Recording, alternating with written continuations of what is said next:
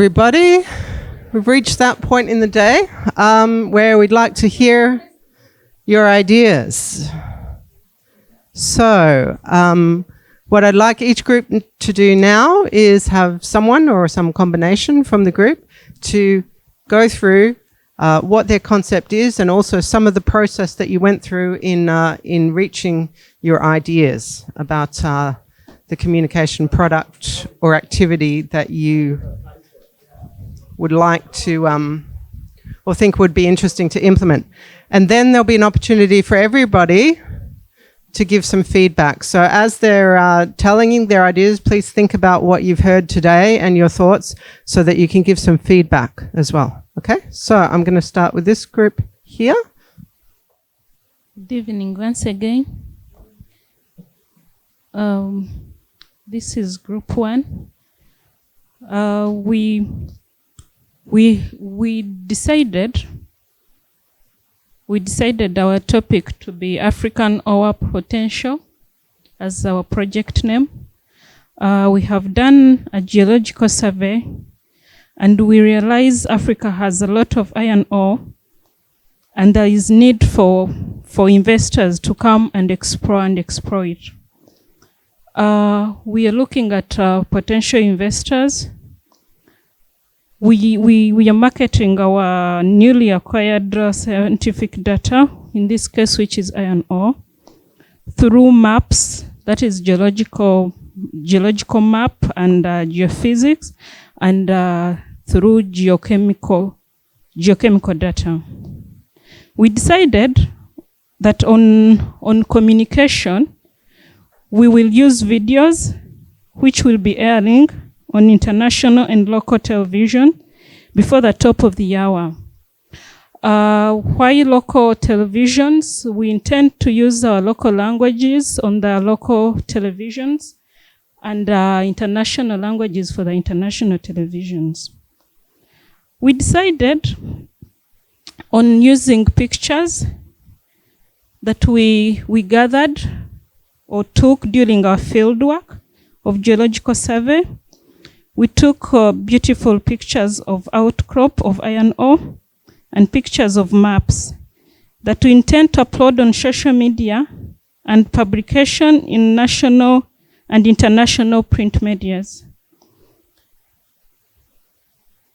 Organizing and attending conferences is our other way to market our data so that investors can invest in Africa.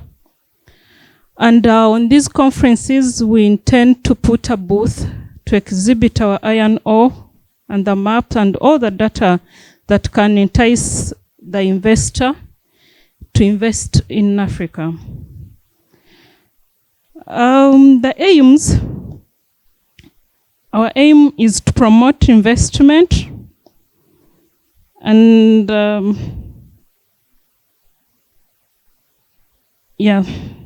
the objective is intense marketing campaigns, like how I told you, through newspapers, television, social media. For the other details that I might miss out, one of the group members will give a brief touch if I've missed out anything. Output, we intend to do at least 5 videos and at least 2 conferences annually with exhibitions on every conference. The outcomes, we are looking at job creations for both the locals and the international.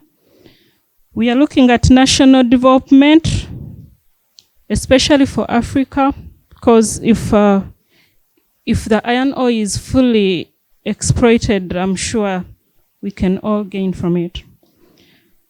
The investors investing here, we believe they can improve the livelihood of the locals so they can at least gain from their minerals home.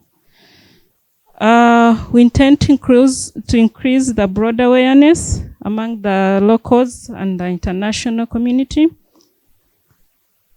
However, we know this is going to be challenging, and the challenges would be funds, lack of expertise, the political interests interfering with the desires of the technical people who could be the geologists and the geoscientists. And of course, time normally is a challenge for everyone. So that is a simple presentation. Thank you. Okay, thank you very much. Does anyone have any questions or comments or feedback?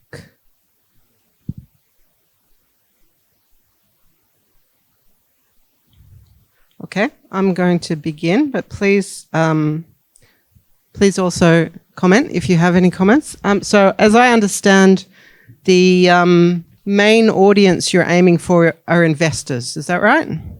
Okay, right. I liked that you identified that you were going to focus on conferences to promote investment. You're going to your audience where they already are, somewhere like Mining Indaba, for example. Question about social media. Can you say a little bit more about that? Who and what are you aiming for there? Where do you think you're going to go in social media to find your audience? Social media, sorry about that, we did not break it down for you. We intend to use Instagram and Twitter. We target the young generation, that is for awareness, for continuity, because you could retire or you could be out of that job. At least there would be continuity with that information if we target the young generation to continue with the information. And for accessibility, at least everyone, wherever they are, they can access social media. So if that information is out there, the investors would be enticed. So we are looking at social media, Twitter, Instagram, and Facebook. Thank you. Okay, thank you. And for the people who are working with social media, do you have any comments or questions? It sounds to me like you're aiming both for investors, but also for more broader awareness through public awareness, right? Okay. And I think that came up also in terms of outputs. You mentioned jobs and national development. So it sounds to me like one of your key stakeholders is also the public, right? And raising awareness. So I assume you also want to have some positive engagement from the public as well. How are you planning to tackle that? Yeah. One of the reasons of putting this data out is obviously to attract the investment from potential investors. And maybe if that is not achieved, still we have created awareness that in Africa, this is what we have, or this is what we have done, and anyone interested can find this information can find this information in this place, and this is the way to obtain the information. So, the data or the information can still be used even for further research exercises, even like the universities can use it as an education reference and such like. Yeah. Maybe for more information, why we target even the community. Normally, people exploit these minerals, and the locals end up not gaining from it. But with this information and this transparency, the locals are aware of what is going on, and in that way they are able to cut deals to ask for what percentage can be returned back, so that can improve their livelihood. Okay, good. Just one other comment I'd like to make, which is that if you have these two significant different aims really of attracting investment but also raising awareness with the public, you might consider different kinds of content as well. All right, that the same content is probably not going to be effective for both of those audience. So you probably have to, even if you do use social media for both, you might have to use different types of content and maybe different platforms of social media. Mm-hmm. Yeah, any other comments or ideas?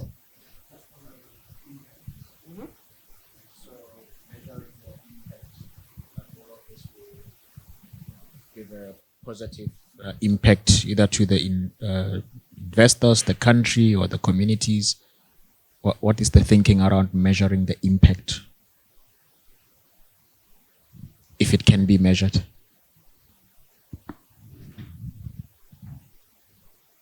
Isn't that's the objective, right? This work must be impactful eventually.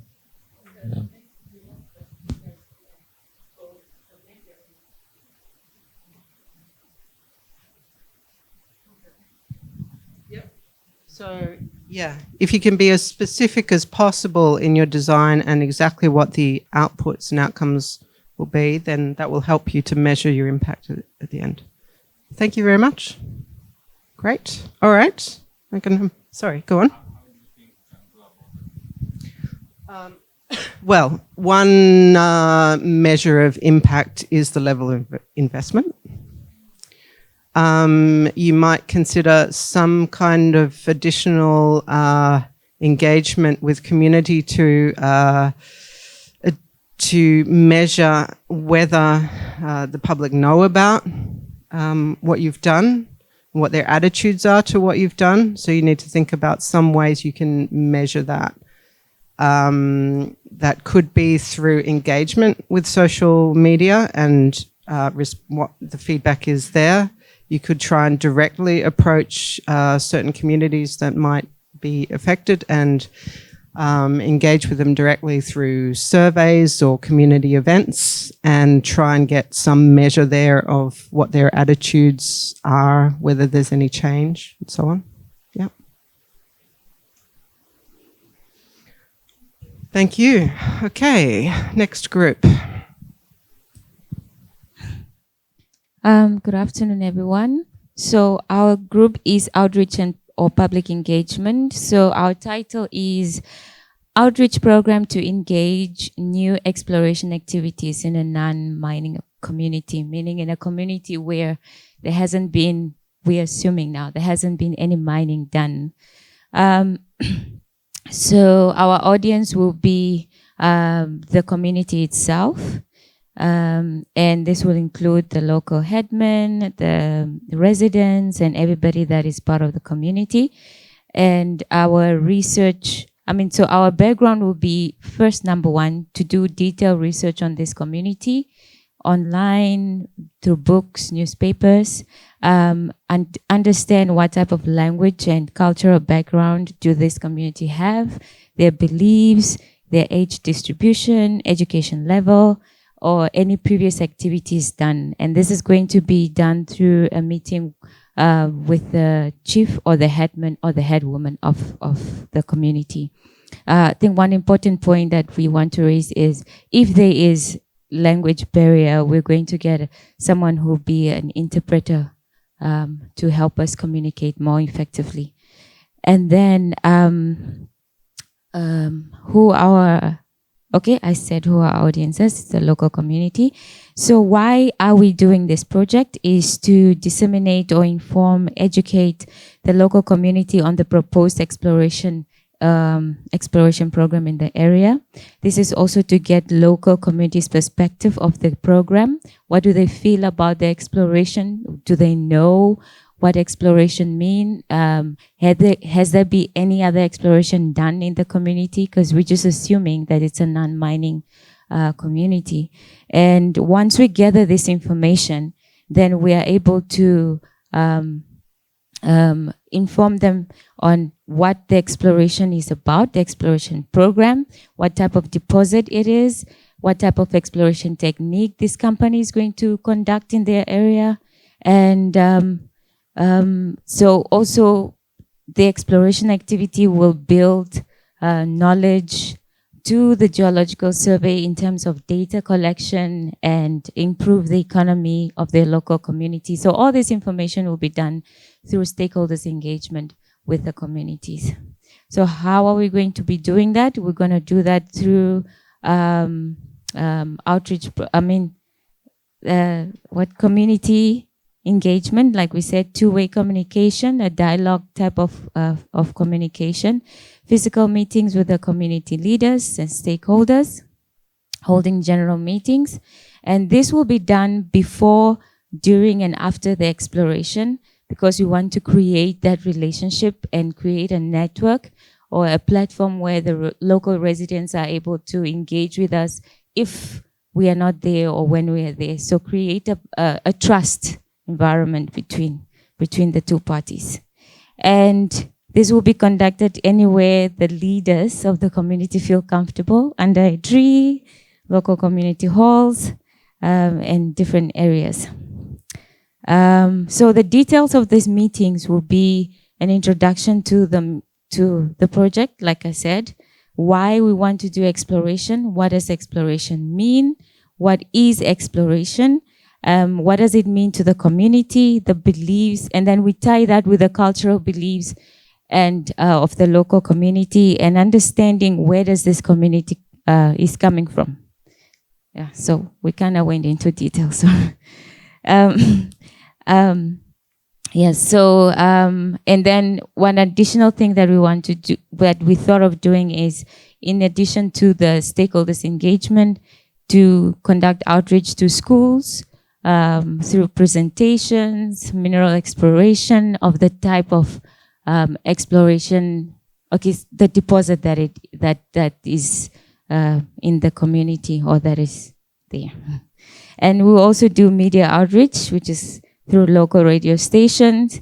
We thought of social media, but I think it depends on the type of people that are there. How is the community composed? Is it full of young people? Are they tech savvy? Is there electricity? So we thought of all these things. So social media, we put it in a question mark because it will depend on the information that we're going to be gathering. So the aim is to inform and get concern from the local community on the proposed exploration company. The objective is to engage with community leaders and residents of the proposed exploration company. Our outputs will be the series of meetings that we're conducting, media outreach programs to radio stations, outreach activities to schools and communities, and also information sharing through platforms and, pamphlets and brochures. The outcomes will be transparency in our reporting. I think my colleagues are going to expand on that one. Economic enhancement, job creation, capacity building, changes in biodiversity, possible cultural changes influenced by maybe other community members that are coming looking for employment and stuff like this, and infrastructure of the town, and also definitely skill development. And the challenges, possible rejection of the project from the community, so environmental changes that may arise during the exploration phase, noise, air and dust pollution, possible water contamination, possible soil contamination, possible information. So all these things, the challenges will be monitored as the exploration takes place, and try to mitigate it as well when that is taking place. Thank you. Thank you. Okay, does anyone have any reaction to that? Any questions or comments?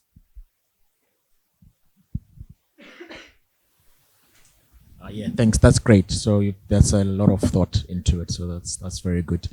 So we've had the same experience where it's there hasn't been any mines before. But before us, another company came 5 years ago and said exactly what you've just said, right? There's lots of employment. We're gonna come with these machines and noise, and we're gonna take care of this, take care of that. So how would you respond? How would you respond to the chief who says, "So I've heard it all before. What's different with you?" right? It's a recent example that we've just had. I think that would be on us to create a platform of trust. So at the get-go, when we approach these communities, when we say we're going to do A or B, we should be committed and present and do what we say that we'll do. Because it's very difficult, and headmen they want to protect their community.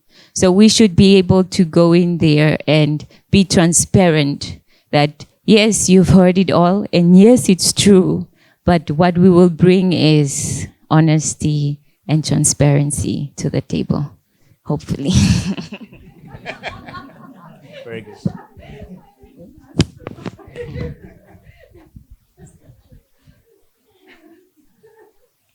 I don't know if maybe it was said or not.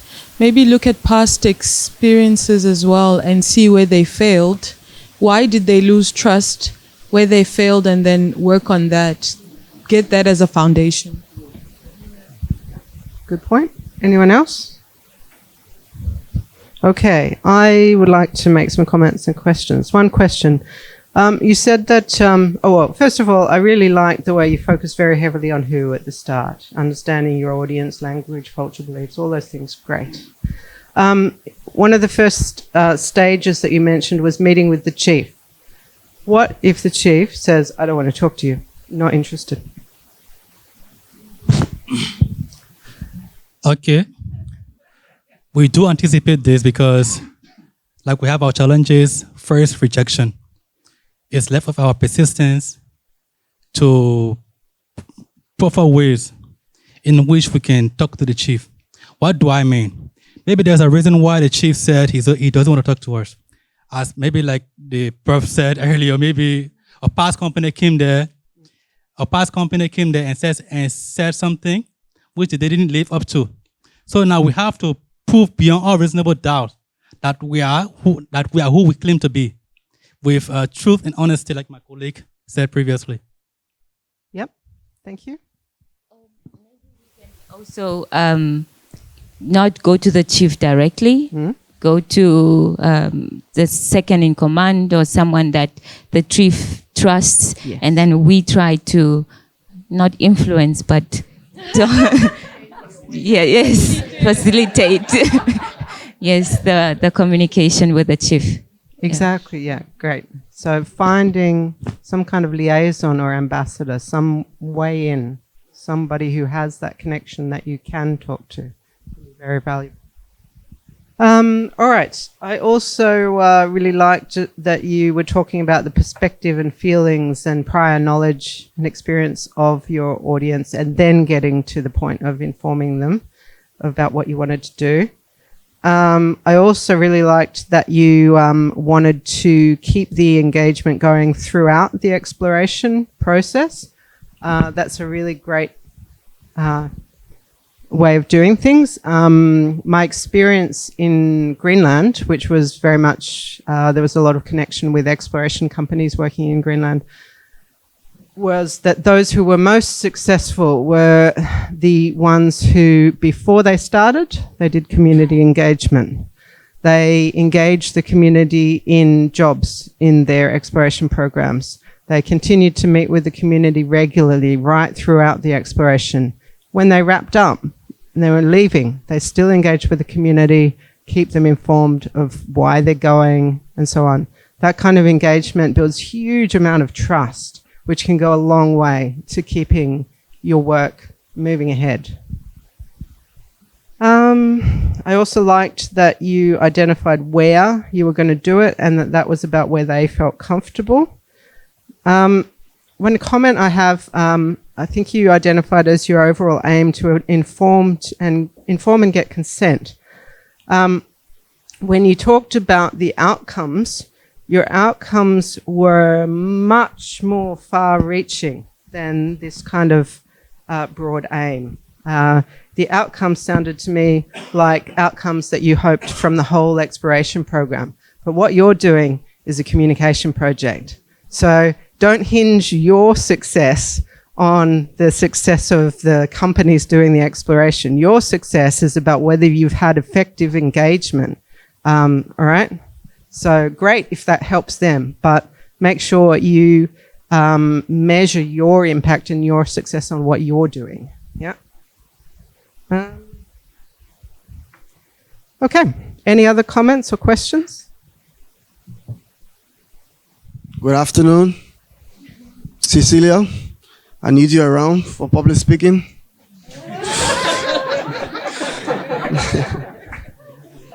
So we are group 3, engaging policymakers, and our project title is Formalizing the Artisanal and Small-Scale Mining Sector of Gauteng Province in South Africa. So the aim of this project is to mitigate illegal mining in the ASM sector, to ensure a safe mining environment, and to also generate revenue for the government. So our brief need analysis, which is the who, we need to contact the Ministry of Mining because it's fully concentrated on mining, and also the Ministry of Environment or Environmental Affairs because it affects the environment also, and we need to contact the local community leaders, which also plays a pivotal part in any mining activity. So we had a couple of constraints, like there are large mines around here that are closed because of, not because of the quantity, but because of, yeah, okay, so they closed the mines and we noticed that illegal miners, after the closure of the large mines, are going in to mine. So we need to stop that, and that will give room for government to generate more revenue in the artisanal and small-scale sector. We also need to establish cooperation between the government and the local communities. And we need to enforce the act. So our special consideration for this, or special need, is to ensure a national ASM policy or act which will govern the ASM sector. So we need to enforce the budget, we need to enforce the act, and then we need to have a budget for it. Yeah, sorry.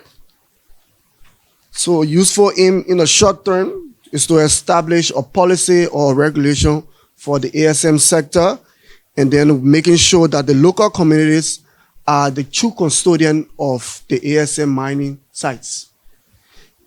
Communication methods, the how, we will report on previous and recent situations, like the situation concerning the Nigerian guys raping few ladies on ASM sites, right?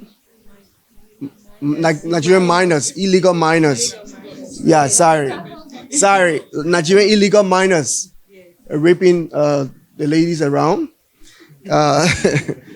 Yeah, so we'll have report on that, because that illegal miners. Yeah, okay. We need to have a report on that so that the policymaker can be driven by it. You know our African leaders. Once you have an impact or something happening, they will get up and start moving. So we'll have a field visit, and then we'll do awareness for the local community, and also create a presentation. So we projected between March and November, where we will communicate to the Director General for the Department of Mining. So we have a couple of challenges throughout. So we are afraid that the speedy approval of the policy or the act will be stalled, that which will make us to not effectively not effectively work. And then having a safe access to the illegal mining sites. Most times, like back in my country, when the director of mine is going to illegal mining sites, he usually carry armed men with him, because most times the community would gang up on the inspectors or the miners, the director. So you have to carry like 4 or 5 security guys or police officer with guns to protect you, because if you go there alone, you might probably not come out alive. Only your body will see. So local community also, the local community refusal to disseminate information about the illicit mining. So usually in the ASM sector, the local communities harbor the illicit miners. So if you want to do this, you have to create a relationship between the project and the local community.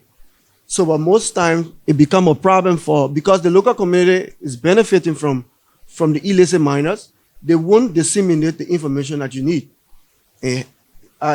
Similar thing is happening back in my home.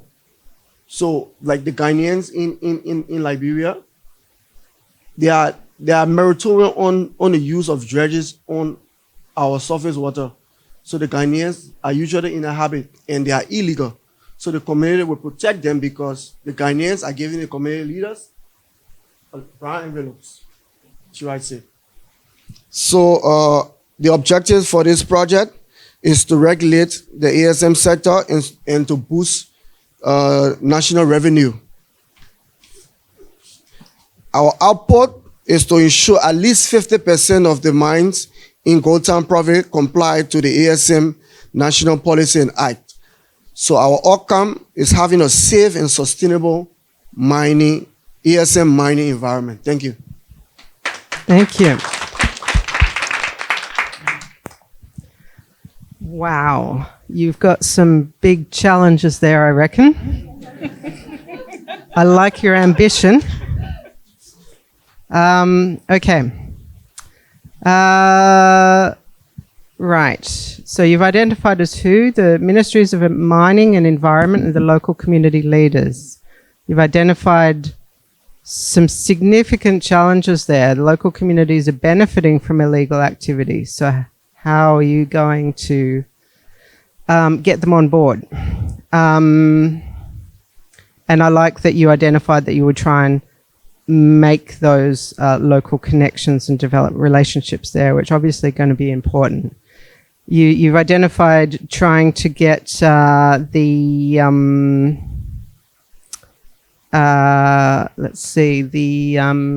community and the government working together, also a big challenge. You've identified some specific objectives and outcomes and outputs, which is great. That's more than 50% of mines illegal operations. That's a very measurable output. I'm going to pass over to David to make some comments. Yes, it's a difficult thing. The illegal mining industry, if you want to put it that way, a big part of it is so safety is a big part of it, right? And security. And most countries would have policies trying to regulate the illegal mining activities, but ultimately what it boils down to is safety and law enforcement. And this is where I think the bigger activity needs to be. So how should the relationship between law enforcement agencies and the communities where these illegal mining activities are happening, how should that relationship be enabled? If you look at in South Africa in particular, there is a lot of focus on trying to regulate the industry, but nobody cares. It's easier when it's chaotic, right? So there are a lot of environmental issues, a lot of social issues as a result of the illegal mining activity. Even with the regulations, it still doesn't work. So the issue then boils down to law enforcement. So how do we get law enforcement to really take it very seriously. And that's really where the big problem is, at least in South Africa. So it might be different in other countries, but here that is the biggest issue. So when it comes to communicating what you're trying to do, you will communicate the things that people are already trying to do. Okay, so you communicate community involvement and all of those things. So those are great. But how do we get the law enforcement to appreciate this this problem that we have? I think that's the big issue in my view. Thank you so much. When I listen to this communication in Africa, we have used the terminology illegal mining. And the moment you push these people into being illegal, you're pushing them underground. There is informality, they are informally mining. They are not legal, yes, but the more we illegalize, the more they look like they are criminals, and the more they tend to work as criminals. And we have seen this happen in Uganda. They have pushed in police to go and the army to chase them out, but these are people who are looking for the livelihood. And there are subsistence mining, like subsistence agriculture, and people are pushing in. So how do we communicate to ensure that we are bringing them into the formal sector without making them look like they are thieves and illegals and so forth? Ghana, for instance, did want to regulate them. They offered some form of licensing where they could offer a certain percentage. Even now, Uganda has changed that. They have actually started giving licensing cooperatives that are about 4,000. They give them. The only thing that they are giving them where they are actually digging. So without any of geological information, whether there are minerals or not, because they don't depend on geological information, but they are pathfinders and so forth. So my point here is, as we try to communicate and bring them into the fora of community of economic development, social development, environmental protection, but at the same time continue using the word being illegal, because they cannot compete with the big mining companies. Very few, and I've seen for instance in Uganda, women beating men in acquiring a license. They just an exploration license. They get an exploration license, they go in and they get a location license to mine and so forth. We have a few cases, even in Ghana, but a majority of them are those who are going in to look for the livelihood, who are captured into this illegal mining kind of terminology. So if we push the communication as being illegal, are we not pushing them further? How would we bring them to us? Because when we went to Nigeria as part of my AU work, and we're trying to look at the formalization of a lot of SM in the gold mining, which were almost into the thousands, the moment they realized we're probably trying to formalize them for tax, revenue and so forth, they went underground. They need to know, what are you bringing to me? I'm looking for money for school fees, for food for my children, for whatever. So you are coming to me to know how much I'm getting so that you can tax me. Again, that pushes me very far because I need to know what would the government do for me. So how do we build that communication so that these people see themselves as being very important to an economy, which they are? For the Africa Mining Vision, we do appreciate that they have a potential to contribute to that. How do we build this potential? By not legalizing them, but understanding that they are informal, they need to be formalized, they need to be professionalized so they can work as professional businessmen and women in that sector. But also recognizing the importance that they can contribute to the general economy, not only for themselves, while they're protecting environment, they are working in health and safety environment, and they're also working on professional model. Thank you.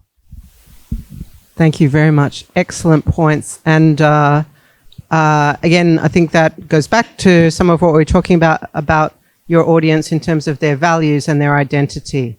If you challenge that, it's going to be very threatening and make the communication more difficult. So there needs to be some understanding that there are some shared values, some starting point where you connect. So in Liberia, we have 3 kind of license. Class A for the big mining companies, and we have Class B for foreigners and local, and we have Class C for only locals.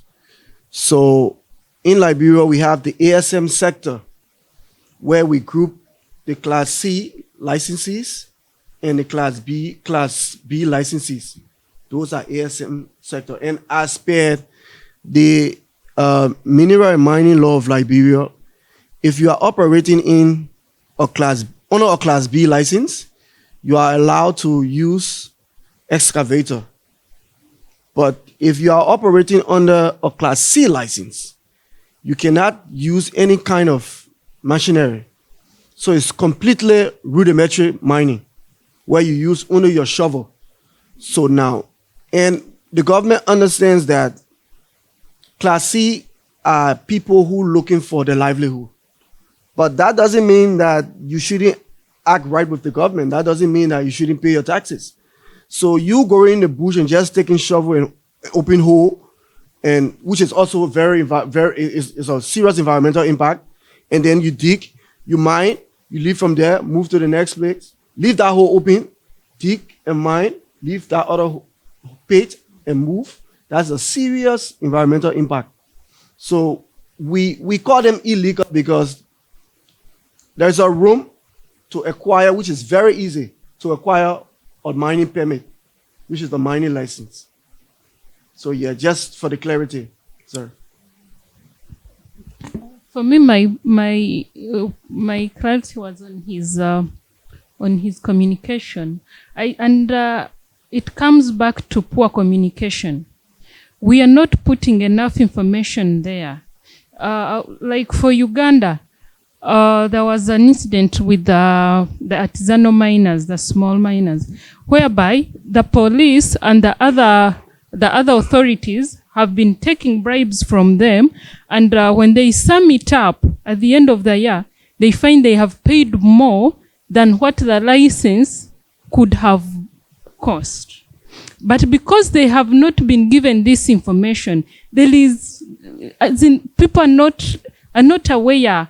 And being that they are small miners, some of these things seem like rocket science to them. So when information is not availed there, they end up being abused than helped. So they find themselves working underground, yet they could come in clear and pay little, but work with the government. So it still comes back to communication. So what I see now is that you're all sharing experiences in various countries. Have you also considered in your communication strategy also towards your policymakers, maybe to make use of that network that you now have and also see to best examples in other countries and provide those examples to your policymakers, how other countries, African countries have dealt with that, what they have learned, what does work, what doesn't work, and show them around. I mean, you have the network with all the other geological surveys. So that could also be something to consider. Thank you. Good point. Farah. Yeah. These two are your scientists, and me and her are not scientists. So our approach was very different to theirs. It was more geopolitical, and theirs was more technical. So bringing in that aspect also helped. Yep. Very good point, especially with engaging with policymakers. Okay. Yes, Frank. That's very important, Farah, because I think Mosa this morning talked about how there is a dichotomy between communicating science-based decision-making, at least at the national level, between the policymakers and the government. Most of the African National Geological Surveys are not funded through the fiscal system because the governments don't see the reason why. Because they think National Geological Surveys should sell their maps to the investors and then make money from there.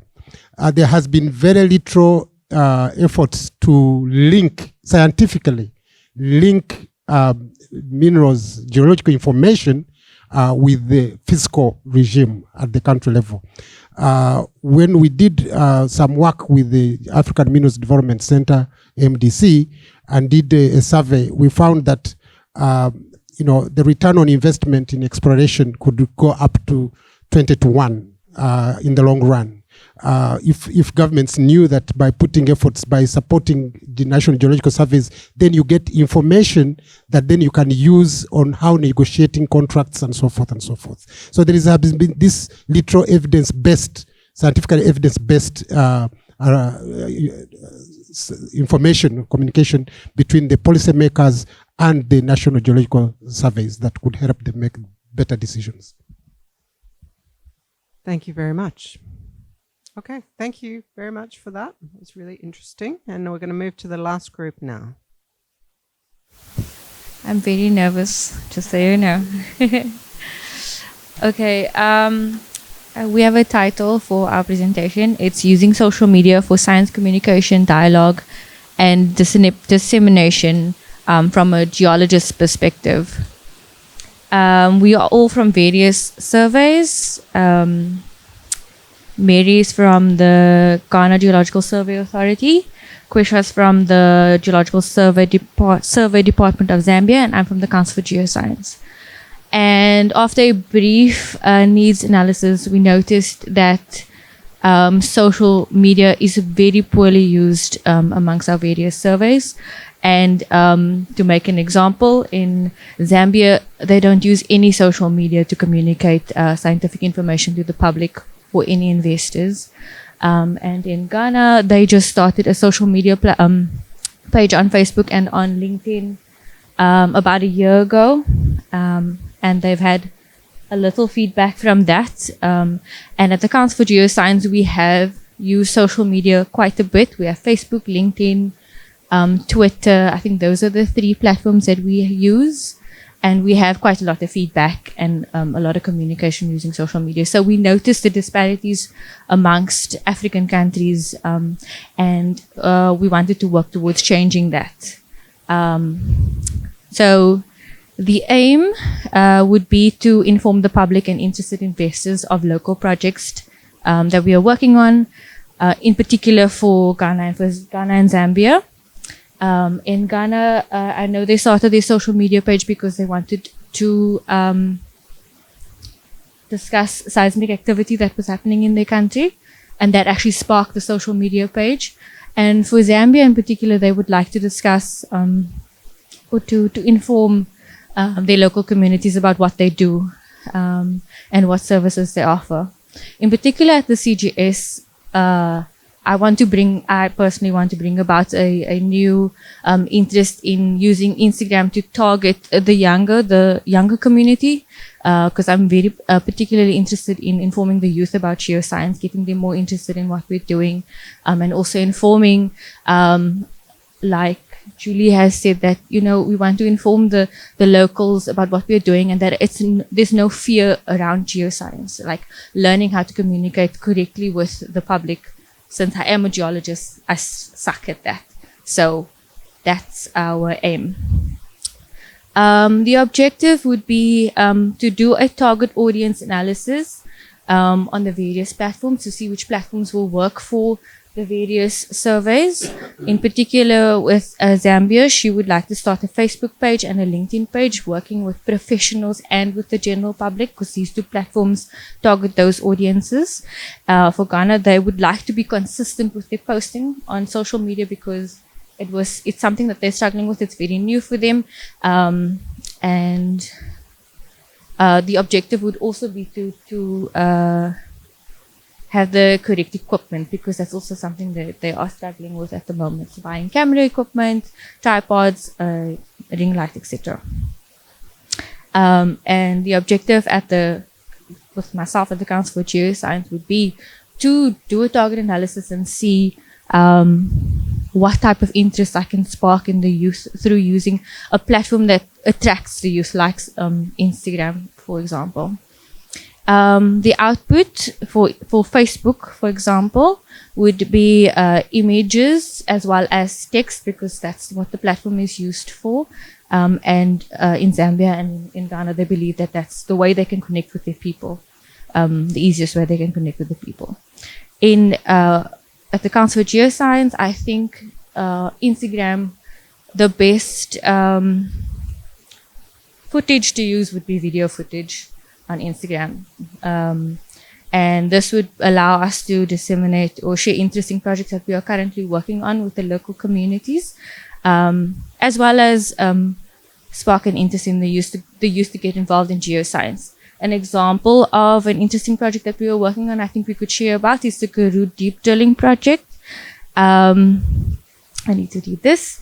The Karoo Deep Drilling Project encompasses a drilling of a deep 3-kilometer vertical research borehole, coupled with a wide range of geoscientific investigations to better understand the impact of georesource exploration activities in that environment. Another would be to educate the public about our CGS portal that we have. It's freely available data that you can download from our portal. This is information that's very freely available and not many people actually know about it. Then the outcomes. Our outcomes will be measured, measures of impact, They can be managed via analytics on Facebook, Instagram, and LinkedIn. You can see the analytics. And this allows you to see content, interaction, and engagement. So you can see the age group. So your target age group, you can actually view that on Instagram, Facebook, and LinkedIn.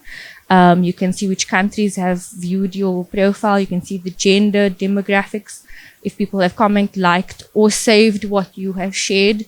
All of that is engagement, and you can see how how social media is benefiting your institution.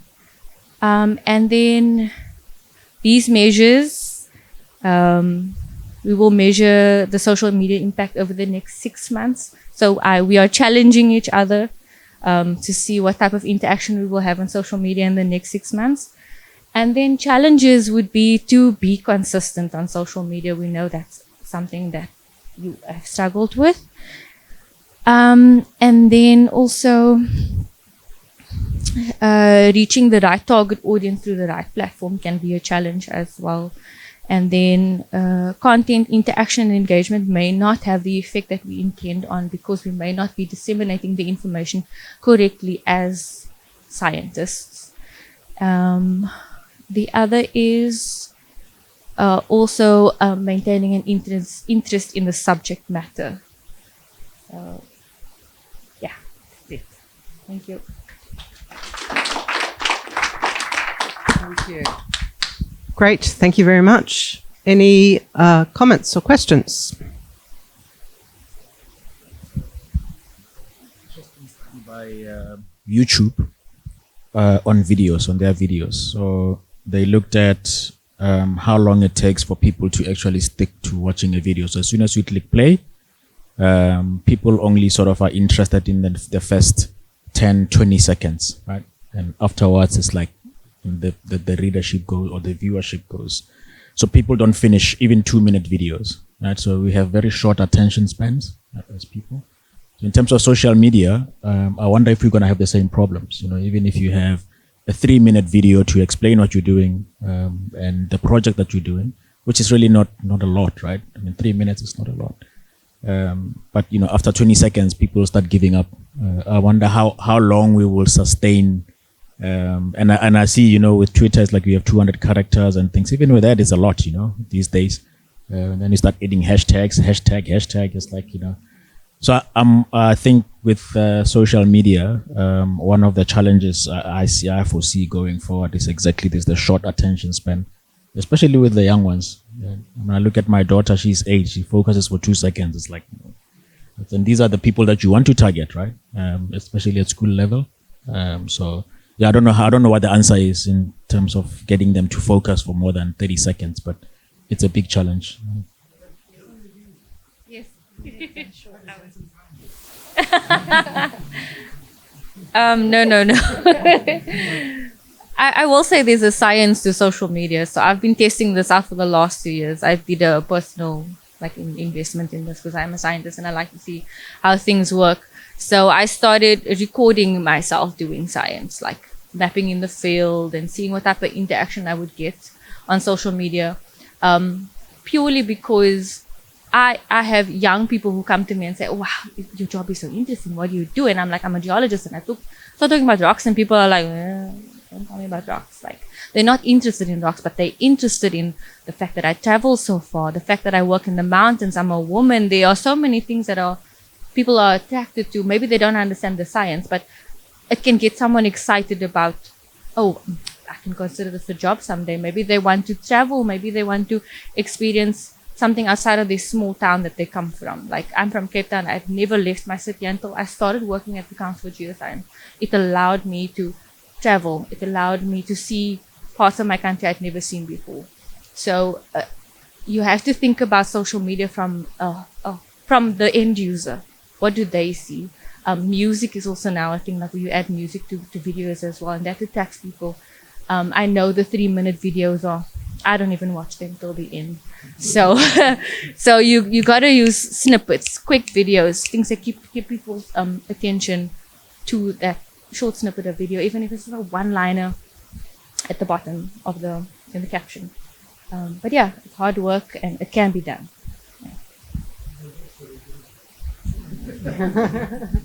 I've been an advisor to politicians all my life, even though I've not been one.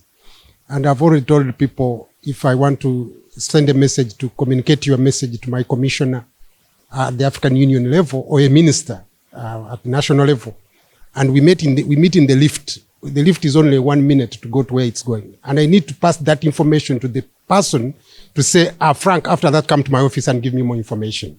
The first introductory message is very critical. If he or she doesn't buy that, I think social media is the same thing. If I hit on a click on a video and I feel, I don't know where it's ending, then I don't have interest to follow. Yeah. Okay, just a question. Yeah, like if you consider social media, it means that you have a wide range of audience, from the professional and the layman. And there are some information, the layman, when he receives it, he might misinterpret. Example like geohazard or things like that.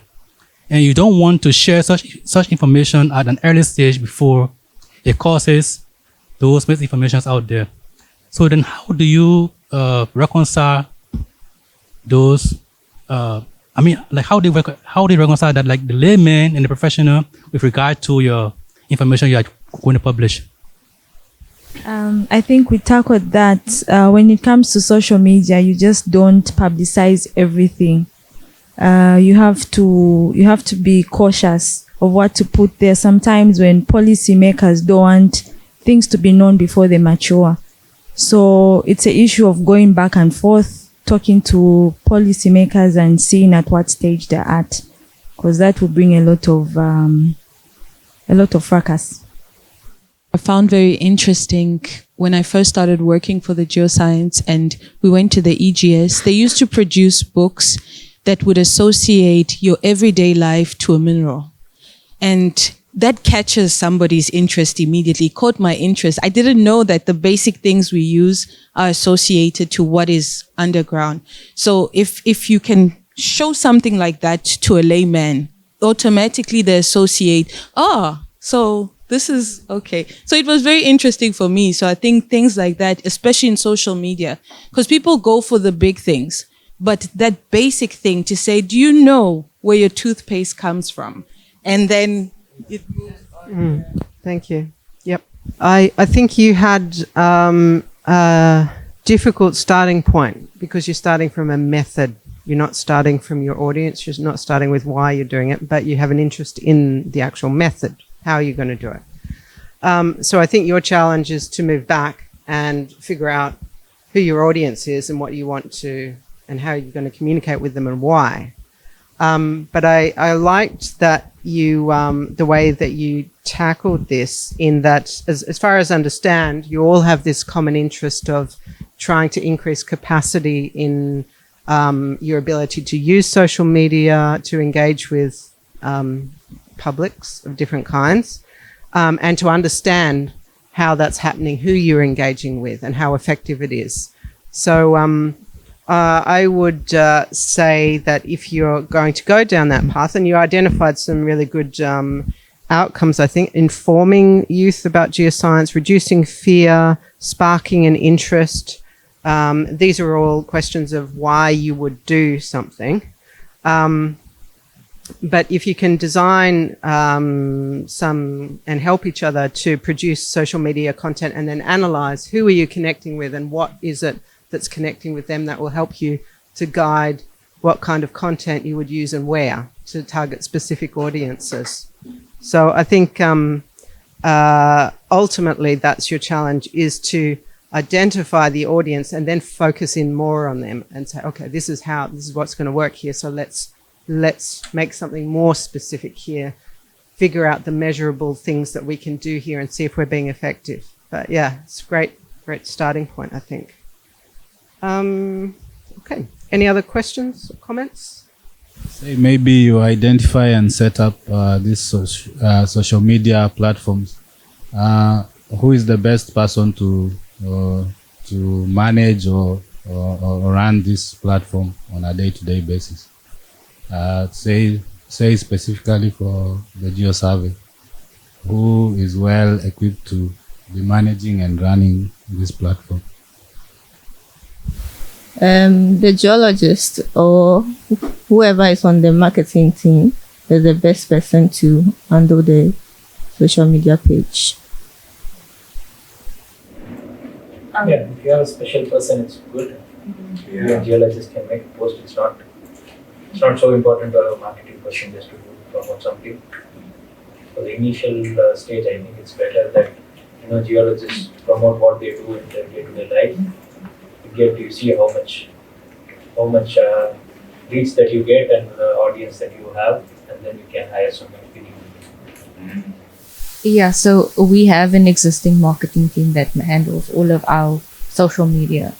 That's why our group was so interesting, because we all came from different stages of shared social media, our exposure to social media. So it's interesting to see. She's a geologist, but she also handles the marketing and the social media side.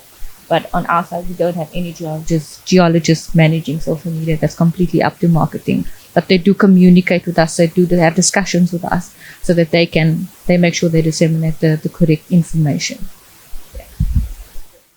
And I agree that having that connection between the two is really useful. So you have the technical knowledge, but also, from both sides of, and a real understanding of how to communicate, but also the technical content of what geoscience you want to communicate.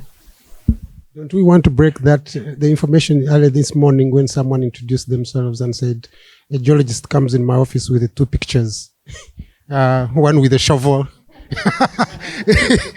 That has been is it not beyond that? And I had always told people that when I was growing up and in school, I could have become a geologist, but I was only taught on contour lines, and that's why it stopped in geography. And I thought there was no life after that. So communication, even at school level, that's why you probably were getting drops in the geoscientists at university level. So how can we go beyond 2 pictures, one with a stone and one with a shovel? Yes, and in regard to our photo contests for PanAfGeo, there's a focus on people, all right? And there's a reason for that, because as I said before, people engage with people. So people are also geologists, great. There can be rocks involved, but you need to be there. There need to be people involved so people can connect with you. Right. Okay, so you've been through this process, giving you some experience of starting to think about how to go through this process, what you might think about. And what we would like you to do is go back and use this and start going through this process, share your ideas with your network, with others, when you're generating communication products or activities of your own that are relevant to your own organization. And we'd like to know where you're at in 6 months. You don't have to wait until 6 months. You can talk to us, tell us, ask us questions and so on. but we'd like to know where you've got to by that point. Also, when you applied to go on this course, you were asked how you're going to take this back to your organization, and I would say that this is the primary way that you take it back. A lot of you also responded to that in a reasonably expected way, that you would go back and deliver some kind of presentation to your organization or a report or so on. Keep in mind what you've learned today. Is that going to be the most useful thing that you could do? Think about your audience, okay? You don't have to deliver a report. You don't have to stand up and give a presentation. Think about what would be most effective and useful for them in terms of what feedback you give to them. All right? Finally, as you can see, the session has been recorded today. This will be available for you and for others who've not been able to be here to refer back to, and you will also receive a USB which contains all of the presentations and some additional reading and some online resources that you might find useful.